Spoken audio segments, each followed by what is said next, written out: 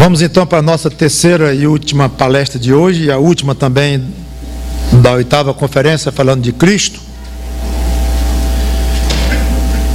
Pés na terra, coração no céu.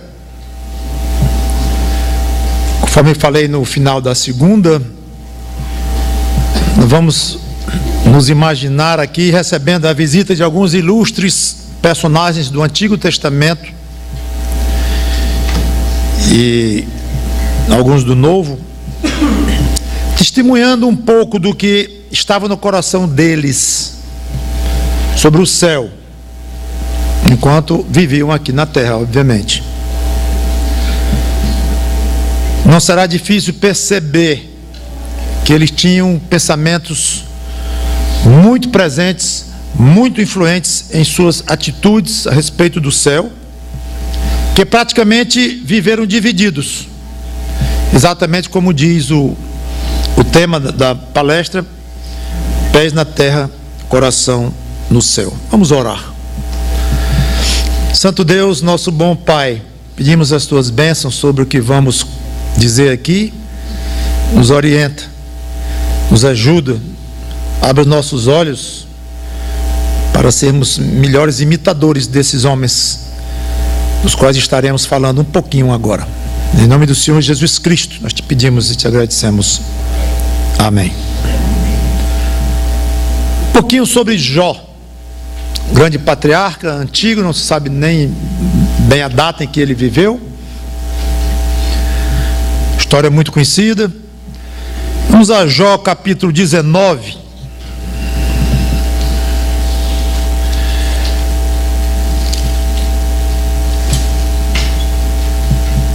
No capítulo 19 nós encontramos Jó no fundo do poço, com grande sofrimento físico, abandonado por todos, convicto de que o próprio Deus o perseguia, certo de que estava rumando para a morte.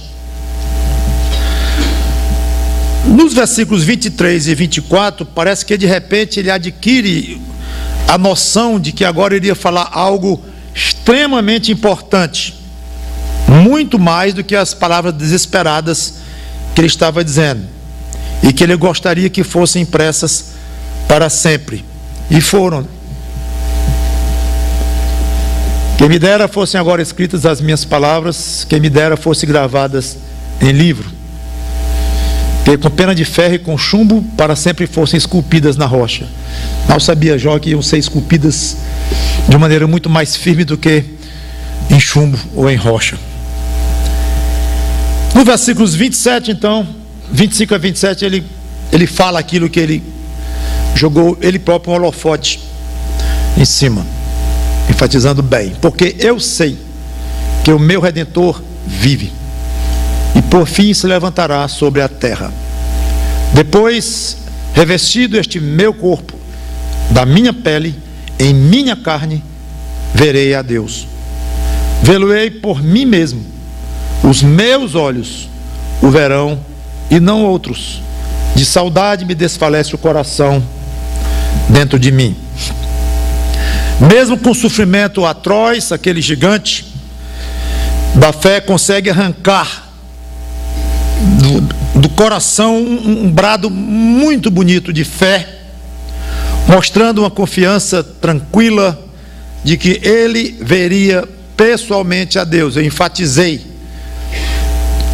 quando eu lia aqui: minha pele, minha carne, meus olhos, no sentido de que ele pessoalmente, e ele dizia: os meus olhos, não outros, são esses meus olhos, dando aqui espaço para entendermos que esse homem realmente olhava para a ressurreição do seu corpo, algo raro no Antigo Testamento, e que ele veria a Deus não como Criador de tudo, não apenas como Criador de tudo, mas o Redentor pessoal dele.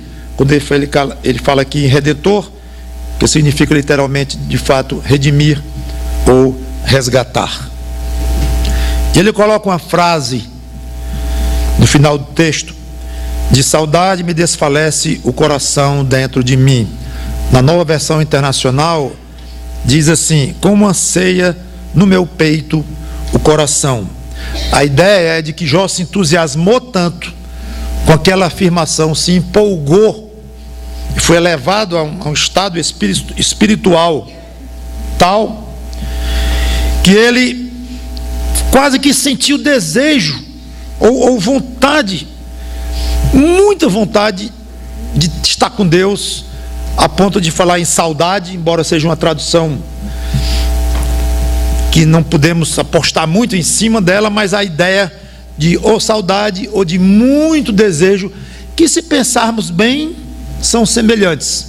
Por isso é que uma versão adotou um termo e a outra um outro termo. Em suma, num ponto extremamente miserável da sua vida, em que poucos seres humanos devem ter passado, com sofrimento tão intenso e tão completo, Jó mantém o olhar no seu estado pós-morte, em que ele estaria pessoalmente com Deus. Mas pastor, à beira da morte é fácil, está tão ligado com Deus, e ele estava perto de morrer mesmo, certo de que ia morrer. Mas não podemos concordar com a observação, porque ele não adquiriu esta visão de Deus como seu redentor e certeza na sua própria ressurreição apenas quando adoeceu. Não foi assim. Vocês conhecem a história? Em plena riqueza, cheio de filhos, saudável, ele fazia sacrifícios por ele próprio, pelos seus filhos, e era um homem tão padrão, no sentido de agradar a Deus, tão correto, levava tão a sério essas coisas espirituais, de ver Deus mais do que como um criador, como redentor da sua alma, de saber que veria pessoalmente a Deus. Ele era tão modelo que o próprio Deus recebeu, teve vontade de falar com Satanás. Viste meu servo Jó? Usou como modelo, e vocês conhecem bem a história, e daí veio toda a provação a que Jó foi submetido por Deus, e a tentação pelo diabo, as duas coisas ao mesmo tempo, assim eu entendo. Então, mesmo no dia a dia, um homem ocupado, rico, com família grande, certamente muitos negócios, certamente dando atenção às coisas da terra, mas este soube fazer de uma maneira tal que ele levava tão a sério a sua vida espiritual, que foi usado como exemplo nos bastidores celestiais pelo próprio Deus. Esse homem tinha o coração no céu e era ocupado aqui. Os patriarcas, Hebreus capítulo 11, versículos 13 a 16.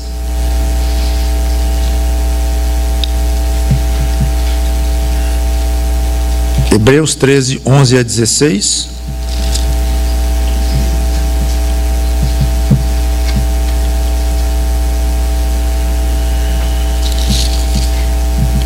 Todos estes morreram na fé, sem ter obtido as promessas, vendo-as, porém, de longe e saudando-as, e confessando que eram estrangeiros e peregrinos sobre a terra. Porque os que falam desse modo manifestam estar procurando uma pátria. E se na verdade se lembrassem daquela de onde saíram, teriam oportunidade de voltar.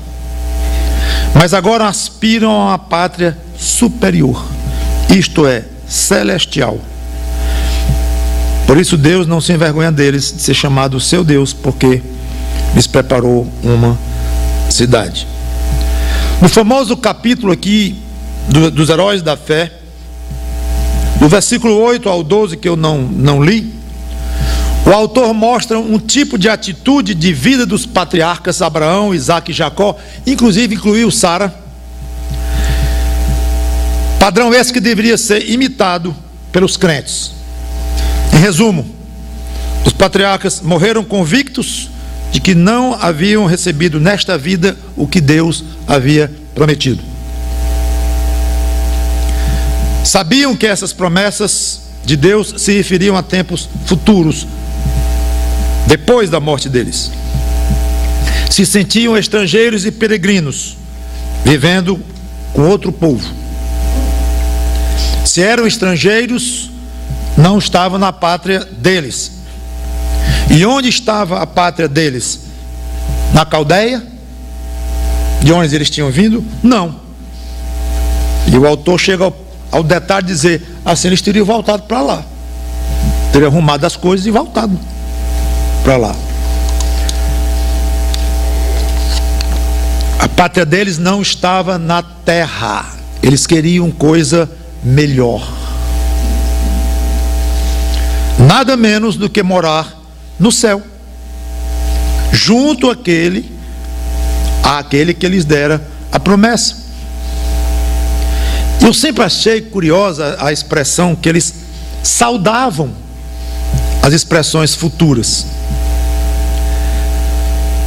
No grego, essa expressão aqui significa, de acordo com Strong, aproximar-se, saudar, dar boas-vindas. Eu não dou boas-vindas para alguém que não chegou. Seria estranho eu estar esperando uma visita em casa, de repente alguém muito querido vai nos visitar, aí a Sandra ouve lá dentro, tudo bem, bem-vindo. Chegou o visitante. Quando a Sandra chega lá, diz, cadê o fulano? Não veio não? Diz, não, mas já estou dando as boas-vindas por conta. Eu estou tão ansioso que ele chegue. Eu não o vejo há tanto tempo.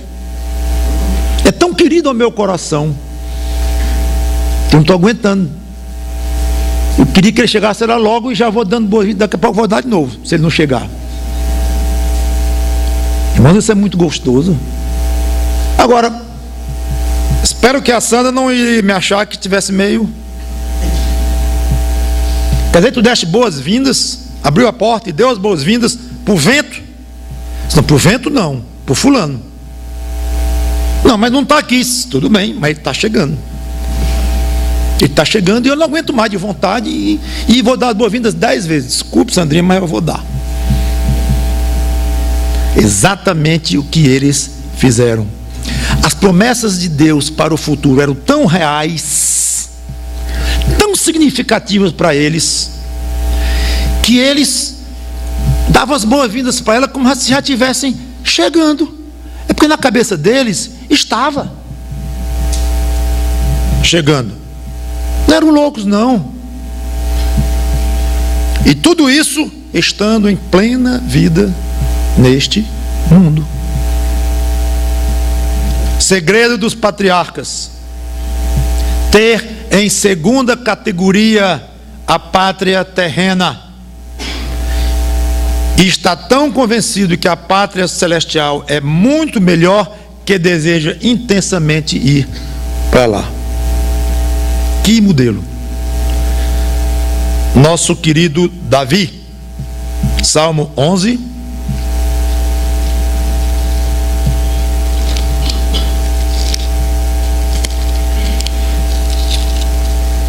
ele começa dizendo: no Senhor me refugio. Observe. Olha a vontade de mandar apagar esse negócio.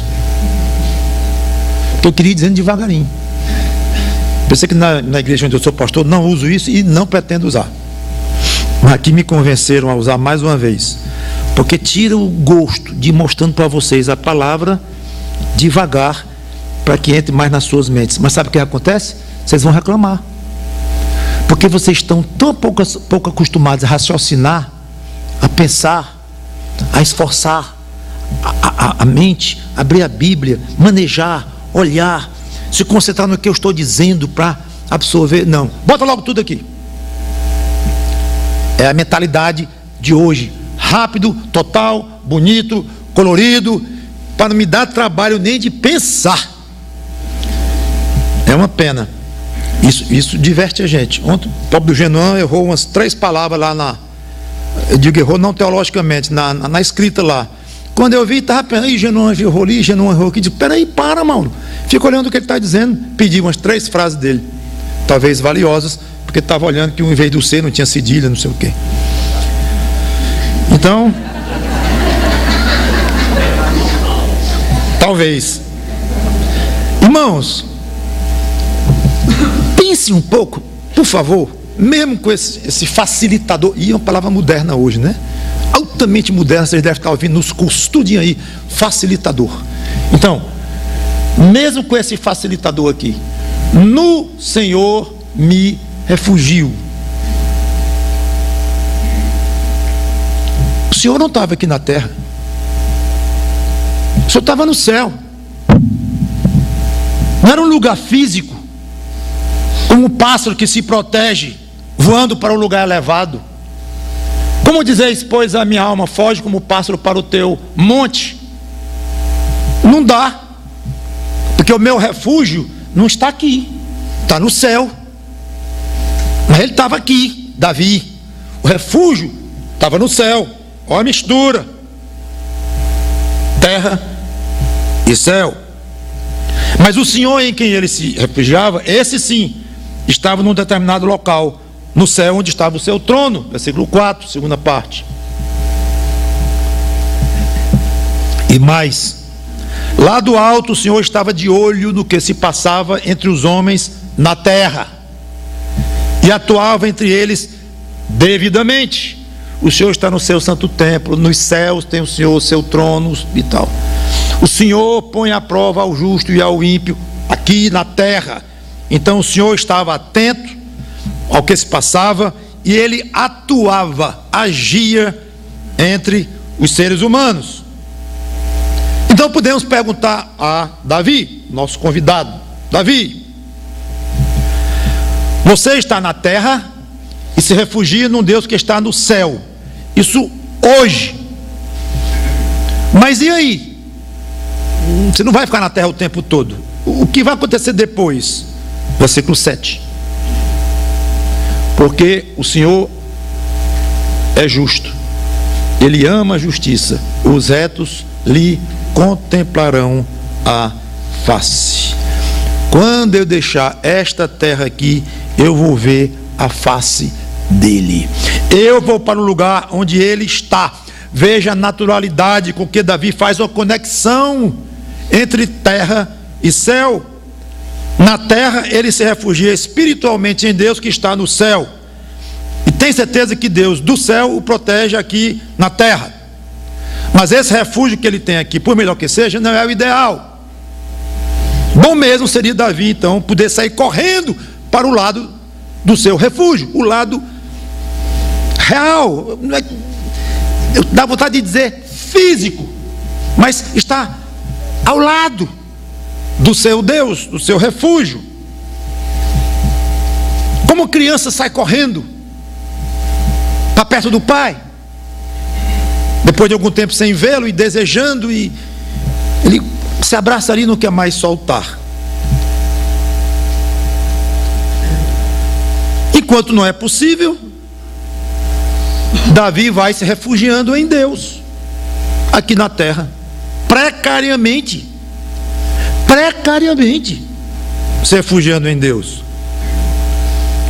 Então esse distanciamento é só, como Davi disse lá no fim, que vai, os retos, obviamente se incluindo, lhe contemplarão a face. É um detalhe, é um acidente de percurso, porque o que está bem na frente das expectativas de Davi é, dentro de pouco tempo, estar pessoalmente contemplando a face do seu refúgio, a face do seu Deus. E isso é que Davi está Para isso que ele está olhando, é nisso que ele está de olho. Salmo 17.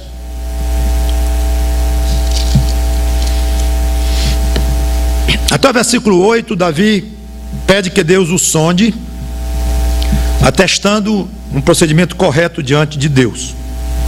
Dos versículos 9 a 13, não vou ler, pede que Deus o proteja dos ímpios, que o perseguem, e os descreve como perversos, opressores e insensíveis, de lábios insolentes. No versículo 14, Davi cita mais uma característica desses ímpios: são totalmente agarrados a esta vida. Quanto a mão, Senhor, dos homens mundanos, cujo quinhão é desta vida, e cujo ventre tu enches os seus tesouros, os quais se fartam de filhos, e o que lhes sobra deixam aos seus pequenos, tudo aqui na terra, aqui na terra. Eu, porém, ao contraste, na justiça contemplarei a tua face. Quando acordar, eu me satisfarei com a tua semelhança. Então Davi deixa claro que a última característica dos ímpios é a diferença fundamental entre eles e o próprio Davi. Enquanto eles se fixavam no mundo, Davi tinha um alvo muito melhor: contemplar a face do próprio Deus. Onde? Na tenda, lá em Jerusalém, que Davi tinha mandado erguer para guardar a arca. Não. Ninguém contemplava a face de Deus na tenda, nem depois no templo que Salomão fez, nem o sumo sacerdote quando entrava lá no Santo dos Santos uma vez por ano. Não. É óbvio, contemplar a face de Deus é onde Deus está, no céu. E para deixar explícito isto, ele diz: quando acordar, eu me satisfarei com a tua semelhança. Acordar, obviamente, é metafórico, significa ressuscitar. Satisfazer, no hebraico, se sentir satisfeito, completo. Semelhança, imagem, forma. Então, em vez de se agarrar a este mundo, Davi está muito atento para a fase depois desta vida, depois da morte, quando ele iria então ressuscitar, e então se sentiria completo. Me satisfarei, estarei completo quando contemplar pessoalmente a face de Deus. O último exemplo de Davi, Salmo 103, poderia ter extraído muito mais. Salmo 103, 15 a 22.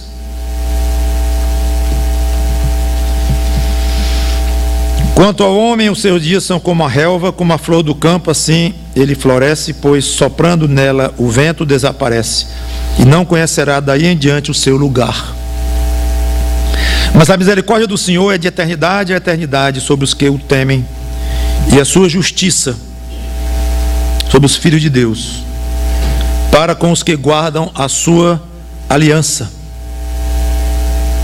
e para com os que se lembram dos seus preceitos e os cumprem. Nos céus estabeleceu o Senhor o seu trono, e o seu reino domina sobre tudo. Bendizei ao Senhor todos os anjos valorosos em poder, que executais as suas ordens e lhe obedeceis à palavra. Bendizei ao Senhor todos os seus exércitos, vós, ministros seus, que fazeis a sua vontade. Bendizei ao Senhor, vós, todas as suas obras, em todos os lugares do seu domínio. Bendize, ó minha alma, ao Senhor. Comecei a ler do 15 em diante, mas Davi contrasta a fragilidade do homem com a existência eterna do Senhor. E ele fala nos céus, fala no trono de Deus que fica nos céus. Ele diz que esse reino é muito acima do terreno. Ele fala nos anjos, ele fala nos exércitos de Deus. Mas o interessantíssimo é que Davi não isola o homem frágil de um lado aqui na terra e Deus de outro. O Deus todo-poderoso, o eterno, com todas as maravilhas do seu reino. Ele não isola uma coisa da outra. E embora não dizendo nesta passagem claramente que vai no céu, ele conecta a si mesmo e aos fiéis ao poder eterno de Deus, com todas as maravilhas que acompanham crente. Em suma, Davi estava muito ligado nas realidades eternas de Deus. Ele falava, fala em anjos, fala em domínios, fala em exércitos. E ele se mistura, num certo sentido, com os anjos, com os exércitos do céu. Para ele, tanto fazia. Está aqui, está lá. Não há aquela coisa, aquela diferença, aquela cortina que nós mesmos muitas vezes traçamos entre nós aqui e Deus no céu. Asaf era um músico encarregado por Davi para chefiar o coro no templo, que tocava símbolos. Eu vou citar dele o Salmo 73, famoso salmo, em que o pobre do Asaf estava numa depressão, numa frustração, numa decepção com Deus grande, porque os infiéis prosperavam e tudo era bom para eles, e não acontecia isso com o justo, e usa palavras duras, e se lamenta pelo fato de ser fiel a Deus. O versículo 16 é uma tristeza, e a amargura que tinha naquele homem. Do versículo 17 ao 22, ele muda de atitude. Não vou ler. Ele reconhece que estava embrutecido e fala do julgamento que Deus faria contra os ímpios. E está tudo errado o que eu estou dizendo aqui. Sei que não vai ser assim. Tu vais julgar os ímpios. Nos versículos 23 ao 26, todavia estou sempre contigo, tu me seguras pela minha mão direita. Tu me guias com o teu conselho e depois me recebes na glória. Quem mais tenho eu no céu? Não há outro em quem eu me compraza na terra.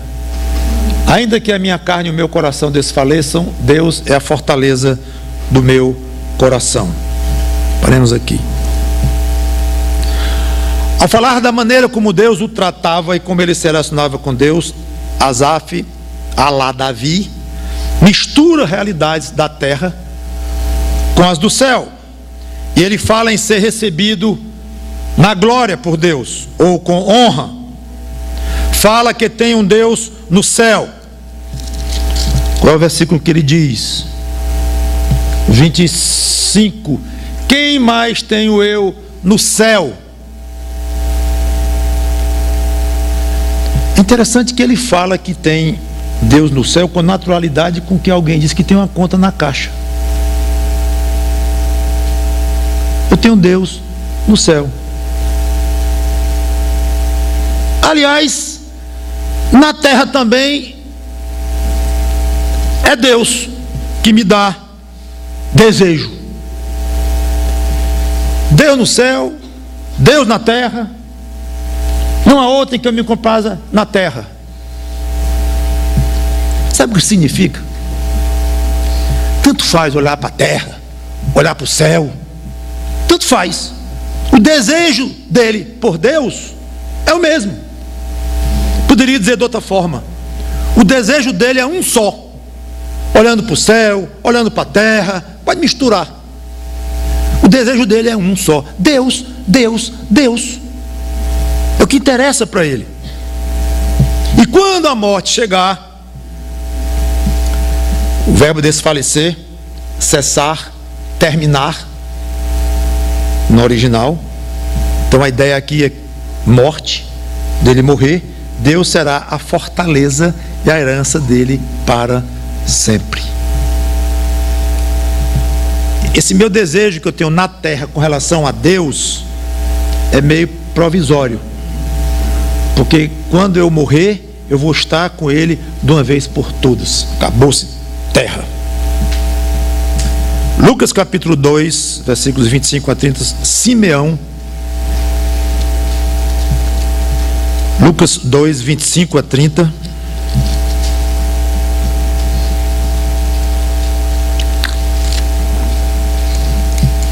Havia em Jerusalém um homem chamado Simeão, homem este justo e piedoso, que esperava a consolação de Israel. O Espírito Santo estava sobre ele. Revelara-lhe o Espírito Santo que não passaria pela morte antes de ver o Cristo do Senhor. Movido pelo Espírito, foi ao templo, e quando os pais trouxeram o menino Jesus para fazer com ele o que a lei ordenava, Simeão tornou dos braços e louvou a Deus, dizendo: agora, Senhor, podes despedir em paz o teu servo, segundo a tua palavra, porque os meus olhos já viram a tua salvação, a qual tu preparaste. Continua a passagem.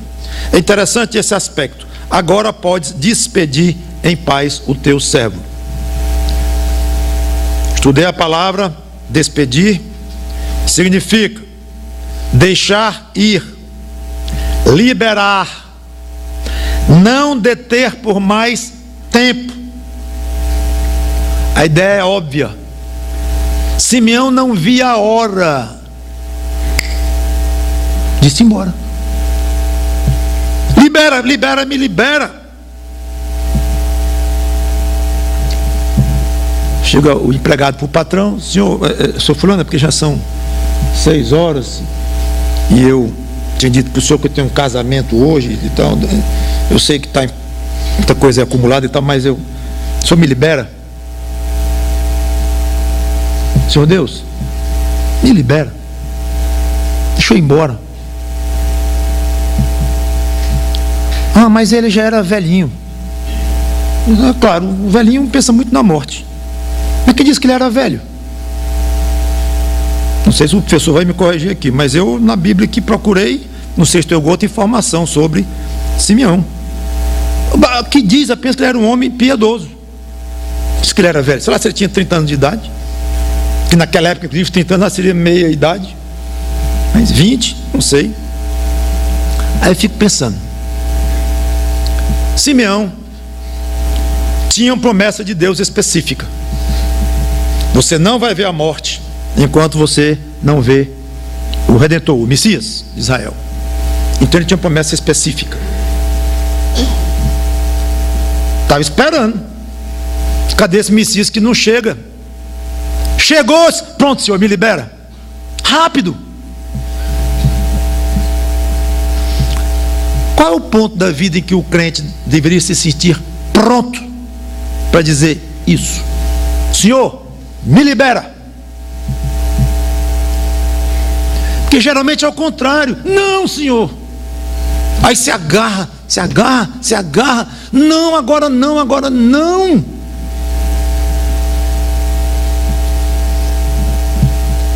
Foi só o evento que Deus tinha prometido que iria se cumprir na vida de Simeão acontecer, e ele disse: pronto, pode me levar. Nós não temos promessas específicas de Deus quanto às nossas vidas particulares. Então, como é que a gente deve fazer? Na minha opinião, imitar Simeão todo dia. Senhor, eu já estou salvo. Não tem nada que eu saiba que eu preciso fazer hoje, amanhã, depois, que eu saiba. Até ontem eu sabia, porque eu vivi. Então me competia até ontem trabalhar no que eu trabalhei. E se tu não me liberares, eu vou trabalhar hoje por ti, ou no ministério, ou sem ser no ministério, mas como um crente padrão. Vou trabalhar daqui a 1 ano, 10 anos, mas eu não sei. Como eu não sei, qual é a hora que eu vou dizer para ti: Senhor, me libera? Pois eu vou dizer logo: e agora? Me libera, Senhor, de acordo com a tua vontade, de acordo com os teus planos.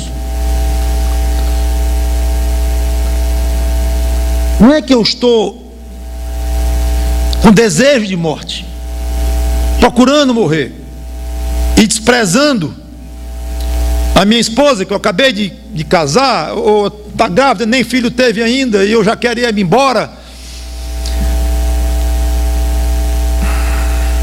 Há algo no coração do crente que é um desejo intenso de ir para o céu, mas que não contradiz, não conflita com o fato dele querer ver o filhinho dele nascendo, dele querer casar, dele querer fazer isso ou fazer aquilo, não conflita.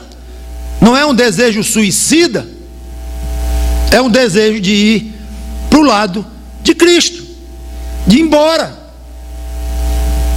E uma disposição de ir embora, que é o caso que eu estou apontando aqui em Simeão. A disposição, pronto, Senhor, eu não podia te pedir isso ontem, porque eu estaria sendo desobediente.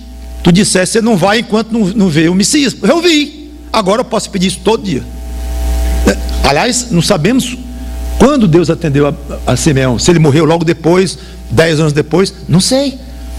Nem importa, importa é a disposição no coração dele de dizer assim: pode me tirar, Senhor, pode me tirar. Nem fale na ideia de eu morrer antes desse menino nascer. O que vai ser da minha esposa? O que vai ser do meu filho? Oh, incredulidade terrível. Nem me fale em eu morrer sem ver meu neto. Muito comum para pessoas de meia idade, cujos filhos e filhas casam: não posso morrer enquanto não ver meu neto. Detalhe, o neto nasce, ele quer ver o segundo. Aí vem 8 netos daquela filha. Não, eu quero ver agora do outro filho. Não vale. Quer saber de uma coisa? Ele vai enrolando. Ele vai enrolando, enrolando, enrolando. Enquanto ficar por aqui, tá bom, tá bom. Não é esse o coração de Simeão. Saiba. Paulo não poderia faltar na nossa relação de convidados para dar um testemunho diante de nós. 2 Coríntios 5 e 8.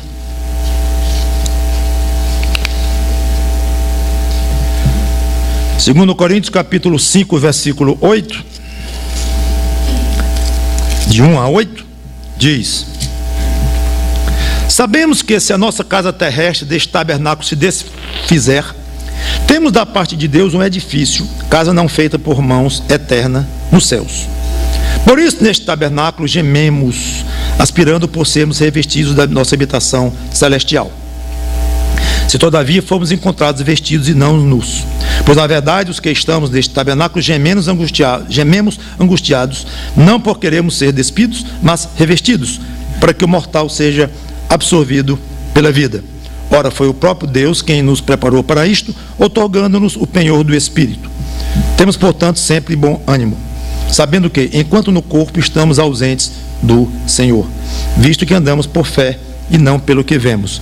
Entretanto, estamos em plena confiança, preferindo deixar o corpo e habitar com o Senhor. Versículo 2, ele diz: gememos, aspirando para sermos revestidos da nossa habitação celestial. Essa passagem foi comentada rapidamente ontem pelo pastor Genoan. Gememos significa suspirar, gemer. Essa palavra vem de uma outra que significa estreito, apertado. Alguém que está muito apertado, figuradamente, então geme. Mas geme pelo quê, Paulo? Você tem gemido? Aspirando, que significa almejar, ter saudades de, desejar ardentemente. Lembra até Jó, que diz que de saudades falecia o coração dele, lembra? Ter saudades de, desejar ardentemente, cobiçar. No versículo 4, sim, então ele diz, claro, ele está gemendo, aspirando por ser revestido da nossa habitação celestial. Basta isso para mostrar a diferença entre preferir nem morrer, como acho que a maioria, um passo além, tudo bem, estou pronto para a morte, se quiser vir, venha, Deus quiser, não vou discutir com Deus, tudo bem. Paulo estava acima, ele estava gemendo, desejando ardentemente deixar o corpo e habitar com o Senhor. No versículo 4, ele repete o verbo gemer, mas ele acha pouco dizer só gemer. É impressionante, irmãos, Pois na verdade, o que estamos neste tabernáculo, gememos angustiados. Paulo, paciência, não precisava você dizer isso, porque você vai bem gemer morto de alegre. Ninguém geme alegre, satisfeito. Passei a noite gemendo. Satisfeito, tranquilo, não tem sentido. Você gemeu de angústia, de dor de dente, de alguma coisa, mas você gemeu por alguma coisa que estava ali afligindo. Pois Paulo, exímio escritor, acha pouco ter dito no versículo 2 que ele gemia, esperando ganhar o corpo dele, perder o corpo dele aqui e estar com o Senhor. Ele diz angustiado, achando pouco apenas gemer. Ele qualifica o gemer, significa carregar, sobrecarregar, prostrar. No versículo 8, ele diz, preferindo deixar o corpo e habitar com o Senhor. Eu nunca me esqueço de uma ilustração tão simples do pastor Timóteo, meu grande amigo. Estava pregando numa associação estadual há 30 anos atrás, sei lá, sobre o arrebatamento. Aí ele pintou a ideia de alguém no ponto do ônibus, atrasado, compromisso importante, e a pessoa espera ansiosamente pelo ônibus e está aqui, aí olha de novo, aí dá um passo lá no meio da rua para ver se o ônibus não vem. Acho que todos já passamos por isso. Levantamos o pescoço como se ficasse mais alto 10 centímetros, ajudasse a ver o ônibus, e fica ali. E ele então disse, assim deve ser o crente, esperando ansiosamente o dia da vinda de Cristo. Nunca esqueci aquilo, achei muito, muito bacana. Pois parece que Paulo, ao esperar esse ônibus, mais do que esperando ansiosamente, ele estava gemendo, angustiado, enquanto não chegasse o seu encontro com Cristo. Ou Cristo voltando, claro, nas nuvens, ou ele indo ao encontro de Cristo, como ele disse, deixar esse corpo e habitar com o Senhor. É difícil descrever com palavras mais vivas o tamanho, gente, desse desejo de Paulo de estar com o Senhor. Era muito grande. Filipenses 1, 19 a 26, uma passagem clássica, tema de muitas pregações, eu não vou detalhar. Filipenses 1, 19 a 26, mas eu vou ler toda, porque estou certo de que isto mesmo, pela vossa súplica e pela provisão do Espírito de Jesus Cristo, me redundará em libertação. Ele estava preso, segundo a minha ardente expectativa e esperança de que em nada serei envergonhado. Antes, com toda a ousadia, como sempre, também agora será Cristo engrandecido no meu corpo, quer pela vida, quer pela morte. Porquanto para mim viver é Cristo e o morrer é lucro. Das passagens mais conhecidas da Bíblia, e deve ser mesmo. Entretanto, se o viver na carne traz fruto para o meu trabalho, já não sei o que hei de escolher. Ora, de um lado e de outro estou constrangido, estou em aperto, tendo o desejo de partir e estar com Cristo, o que é incomparavelmente melhor. Mas, por vossa causa, é mais necessário permanecer na carne. E convencido disto, estou certo de que ficarei e permanecerei com todos vós para o vosso progresso e gozo na fé, a fim de que aumente quanto a mim o motivo de vos gloriardes em Cristo Jesus, pela minha presença de novo convosco. Ele estava preso, como já falei. O grande alvo dele era engrandecer a Cristo, quer pela vida, se ele fosse libertado, ou pela morte, no caso dele ser condenado à execução. Então, quanto a esse aspecto, era totalmente indiferente o resultado do seu julgamento. Curioso isto. Totalmente indiferente quanto a esse aspecto. Eu quero glorificar Cristo de qualquer jeito, vivo ou morto. E é impressionante como ele conseguiu, numa frase curta, no versículo 23, resumir toda a filosofia de sua própria existência. De um outro lado, estou constrangido, tendo o desejo de partir e estar com Cristo. Aliás, é o 21 que eu quero dizer que ele resumiu, mas estão tão ligados. Para mim, o viver é Cristo e o morrer é lucro. É esse versículo que eu queria apontar e que é o famoso mesmo e mais conhecido. Só tem sentido eu viver em função de Cristo. É o que Paulo está dizendo. Ele resumiu tudo. Mesmo a vida, mas Paulo, tua vida aqui tem sido sofrida, árdua, com perseguições, açoites. E ele faz uma descrição longa dos seus sofrimentos em 2 Coríntios. Angustiada, dolorosa. Eu sei, minha vida tem sido assim. Então, mas se você então ficar aqui, você topa ficar aqui? Se você pudesse escolher, bom, concordo em ficar aqui para agradecer a Cristo. Para agradecer a Cristo. Agora, se é com sofrimento, se é sem sofrimento, não importa. Mas eu quero agradecer a Cristo. Deixa isso claro. E no dia que Cristo der minha vida por encerrada, ou daqui a pouco tempo no julgamento, ou daqui a não sei quantos anos ou décadas, aí eu vou entrar no lucro. Como a gente costuma dizer, vou entrar no lucro, no agradável, na tão sonhada companhia dele. Paulo, está muito complicado. Dá para você resumir? Estamos entrevistando Paulo. Você quer mesmo partir? Ou quer ficar? O que você deseja? Diga, homem. Tudo bem, eu vou ser claro. O que eu quero mesmo é ir para o lado de Cristo. Não tem comparação do quanto será melhor. Não tem dúvida. Mas as coisas não são tão simples assim na nossa vida.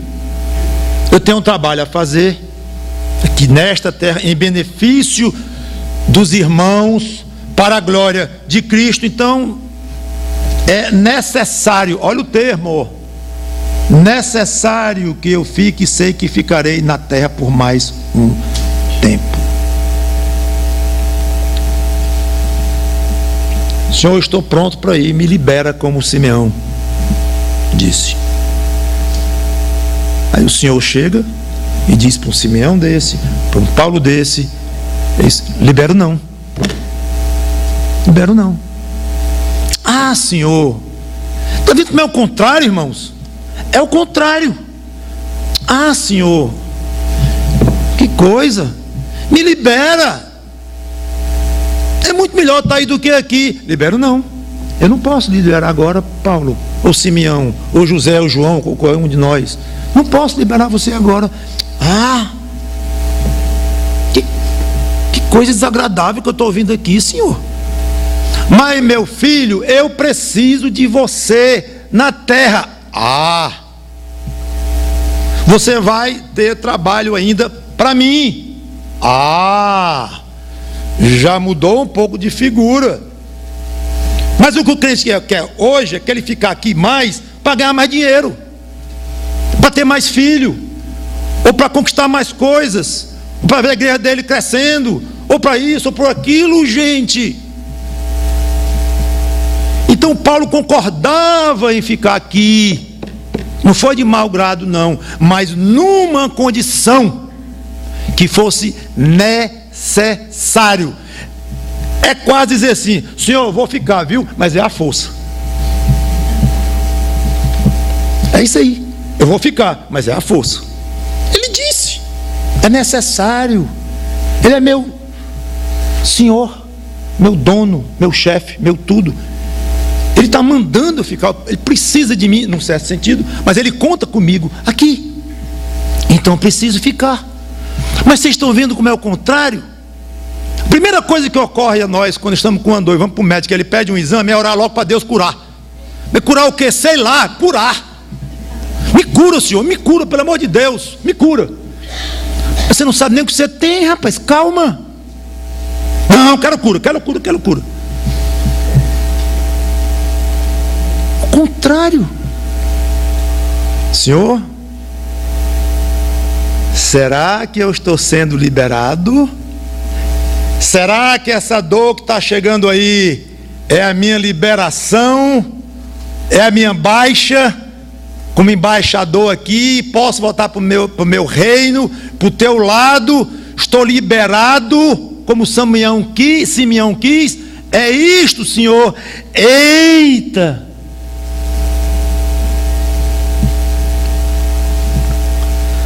Pastor Mauro só diz assim porque não está fazendo os exames amanhã, se bem que eu vi fazendo exame mesmo. Eu sei que tem um instinto de sobrevivência, tem um amor aos nossos queridos, eu sei. E não pensem vocês que toda vez que eu vou fazer um exame, que eu espero que um crente fiel, ou que queira ser fiel, vai fazer um exame, que fique pulando de alegria e louco que dê logo um câncer generalizado, estado terminal. Não, eu sei que não é assim. Mas, gente, eu estou falando do coração do crente, lá dentro. A vontade de ir para o céu deve ser maior do que o instinto, que é fortíssimo, mas o outro deve ser fortíssimo e meio. A vontade de ir, ficar é porque é necessário, é o jeito, é a força, não de má vontade. Esse a força eu estou usando como expressão para vocês entenderem. Está tudo trocado nas vidas de muitos de nós. Procure todo dia acordar, alimentar o coração com pensamento: só quero ficar aqui o necessário para servir a Cristo e ser benéfico às pessoas, mas apenas como uma missão, pois o meu desejo mesmo, o que eu sonho mesmo, é partir e estar com Cristo, o que é incomparavelmente melhor. Já arrumando para o encerramento, eu li um livro, descobri inclusive um ministro inglês, que atualmente está na igreja da Escócia, chamado Maurice Roberts, o Maurício Roberto, se fosse em português. Livros bem pequenos, mas muito gostosos. Tenho lido vários livros dele, inclusive um sobre a felicidade do céu, em inglês, The Happiness of Heaven, de 2009. Esse homem é vivo hoje, deve ter 75 anos de idade. E após falar de Paulo, dos desejos de Paulo de ir para o céu e tudo, usando essas passagens e tal, ele diz o seguinte, abre aspas: o que é verdade sobre Paulo era verdade sobre líderes cristãos em cada era, como Agostinho, agora eu que estou dizendo, viveu na África no século IV e V, Lutero, Alemanha, século V, Calvino, Suíça, século XV, eu falei Lutero, século XV, não V. Calvino, século XV, na Suíça, ele era francês, mas desenvolveu o ministério principal dele na Suíça. John Knox, Escócia, século XV. Jonathan Edwards, Estados Unidos, século XVIII, falou agora. E Charles Spurgeon, Inglaterra, século XIX. Ele falou de vários crentes de vários lugares do mundo e de várias épocas. Aí continuando agora, ele falando: todos esses homens eram profundamente convencidos da brevidade da vida na terra e da realidade do céu e do inferno. Isso é que os motivou a pregar a salvação a todas as pessoas que encontravam e a escrever volumes de trabalhos sobre a maneira correta de encarar as coisas deste mundo e do mundo por vir. Fecha aspas. Quero finalizar esta palestra e a própria conferência com 2 comentários. Primeiro, não seria morbidez pensar muito na morte? Um assunto que eu poderia falar muito, mas resumidamente depende. Minha opinião. Se pensar na morte como algo aterrador, um buraco negro, uma etapa que pode ser terrível, assustador, apavorante, então é claro que a própria ideia da morte é mórbida, é ruim, machuca, maltrata. Mas se pensar na morte, como temos mostrado que o que a Bíblia diz para o salvo, uma continuidade da vida aqui, um estado muito melhor na companhia de Cristo, não tem nada de morbidez. Foi colocado ontem inclusive também, mas de ocasião gostosa, festiva. Grande Spurgeon, aliás, citado por aquele Morris, tem ilustração interessante, até botei no site 1 ou 2 meses atrás. Isso para mim a vida é o seguinte: eu vou num barco velho, remendado, aqui a qualquer hora ele afunda, sem menor segurança. É minha vida.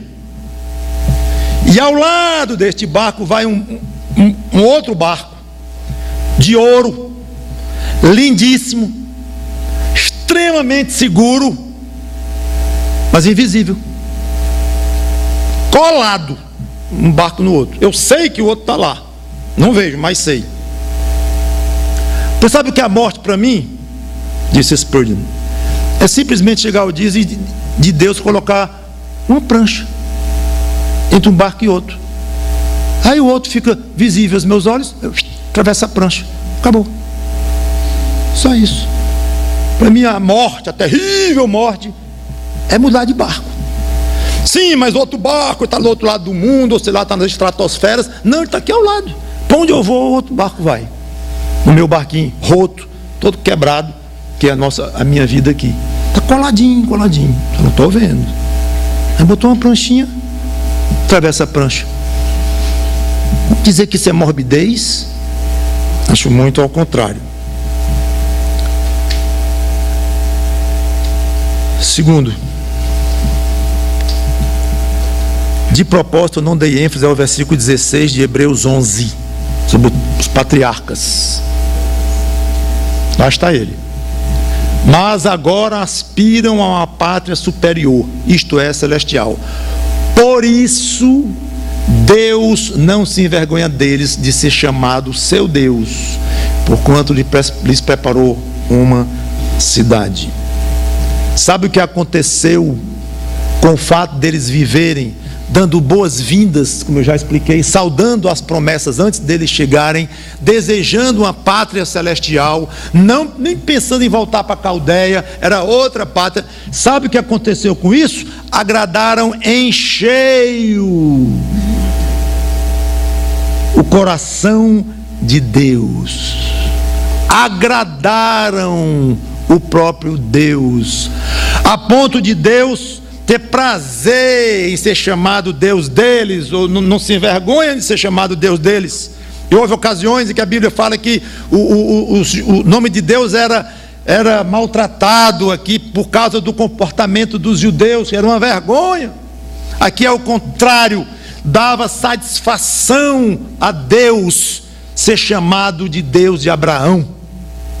Agradaram o coração de Deus. E quem agrada a Deus recebe o que deseja. Pedi o que quiserdes e vos será feito. Batei e abre-se-vos-á, buscai e achareis. Quem consegue agradar a Deus, eu vou repetir, quem consegue agradar a Deus recebe o que deseja. E eles desejaram só uma carruagem de última moda para Abraão, uns 500 cabeças de gado para Isaac, embora já fossem ricos. Ousados aqueles homens, hein? Desejaram a pátria no céu, intensamente. Eles não inventaram isso, Deus prometeu, eles acreditaram, a tal ponto de desejar, como eu já expliquei, dando boas-vindas antes mesmo de chegarem. Eles abraçaram aquilo de uma maneira muito, muito pessoal. Aí Deus, muito, muito satisfeito com isto, glorificado com aquilo, pois eu vou dar. Preparou para eles uma pátria celestial. Esse que vocês querem? Dou. Já li alguém falando, aliás, vários eu acho, falando que uma das características no céu é que o salvo lá, o redimido, interessante, não toquei nesse ponto, nem o pastor Genoan, mas que o que quiser, Deus faz no céu. Pense em qualquer coisa e Deus vai fazer, não tem limite. Está furado. Eu até hoje tentei encontrar um furo, não encontrei, não consegui. Isso até me ajuda para se encontrar, mas espero que não, porque é tão gostoso pensar assim que eu prefiro assim mesmo. Mas cadê pecado? Sumiu. Cadê egocentrismo? Sumiu. Cadê a carne? Sumiu. Eu só quero uma coisa: glorificar a Deus. Glorificar a Deus. Fico feliz cada vez mais que eu glorifico. Pode ter certeza que você, com esse coração 100% puro, 100, que será puro no céu, tudo que você quiser, tudo o que você imaginar e pensar e desejar, Deus vai fazer.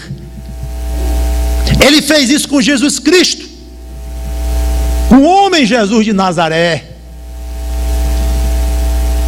porque o homem Jesus de Nazaré não tinha pecado e agradava a Deus em tudo ao seu Pai. Ele disse lá no enterro de Lázaro: tudo que eu peço Ele me dá. Nada que Jesus de Nazaré desejou, Ele deixou de receber. Tudo. No céu vai ser assim. Então eles quiseram a pátria, não tem problema, eu faço para vocês. Irmãos, eu vou encerrar. Deus se sente honrado com o crente que aspira a uma pátria celestial. Não permita que o mundo, o dinheiro, as coisas, os bens, as pessoas, seu pai, sua mãe, seus irmãos, seu marido, sua mulher, seu carro, seu isso, seu aquilo, sua saúde, não permita que essas coisas lhe consumam mais do que o mínimo que devam consumir, a ponto de fazer com que você não se agarre a elas, prejudicando o seu desejo de ir para o céu. Alguém disse, aspas, as pessoas sem Cristo têm o coração nas coisas do mundo. Eu coloquei no Pense Nisso também no site uns meses atrás. Achei fantástico. As pessoas sem Cristo têm o coração nas coisas do mundo.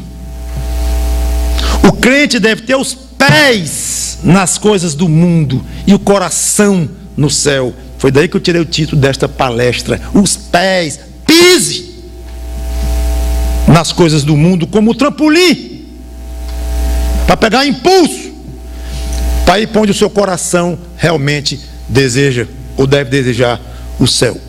Que você, amigo sem Cristo, que tem ouvido essas palestras aqui, peça a Deus misericórdia para escapar de uma vida terrível, uma existência terrível no inferno, como foi enfatizado anteontem. E nós crentes em Cristo, que nos sintamos todo dia e alegremente às portas do céu. Termino com Lucas 10:20, Cristo falando: não obstante, alegrai-vos, não porque os espíritos se vos submetem, e sim porque o vosso nome está arrolado nos céus. Que Deus nos abençoe. Obrigado pela presença, que tenha sido útil tudo o que temos feito para nosso crescimento aqui esses dias. Agradeço ao pastor Valnei, pastor Genuan, pastor Vádios pela organização, aos patrocinadores. Agradeço a todos e a vocês, obviamente, que se fizeram presentes para crescermos juntos em Cristo. Deus nos abençoe. Eu quero fazer uma oração encerrando tudo. Santo Deus, que estais no céu, nos ajuda, Senhor Deus, nos ajuda a tirar os pés de uma lama pegajosa que esse mundo tem e nos faz agarrar a ele. Permita que o nosso coração voe mais alto, pensando no céu. E conforme eu preguei aqui, Senhor, a tua palavra diz, não é nem dizendo porque um dia nós vamos chegar lá, nós já estamos lá, num certo sentido, de uma maneira que a gente nem entende, mas nós já estamos nos lugares celestiais. Obrigado pela missão que nós temos aqui.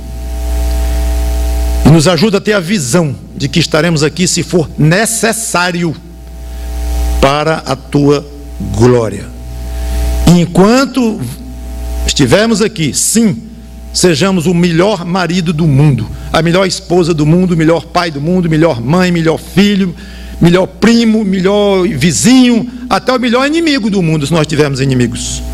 Sim, levando com toda a seriedade a vida aqui na terra, envolvido com uma igreja, trabalhando numa igreja local, séria, amando o semelhante, fazendo o bem, levando com toda seriedade, mas ao mesmo tempo, isso pode parecer, Senhor, até uma incoerência, mas ao mesmo tempo, considerando tudo isto muito pequeno, passageiro, até as nossas relações familiares, passageiras, pequenas, comparadas com o teu céu, com a tua presença. E muito obrigado pelo teu Espírito que nos ensina tantas coisas, nos faz crer nessas coisas, e agora pedimos que Ele cada vez mais bote no nosso coração desejar intensamente estas coisas. Em nome de Cristo, teu Filho amado, nós te pedimos e agradecemos. Amém.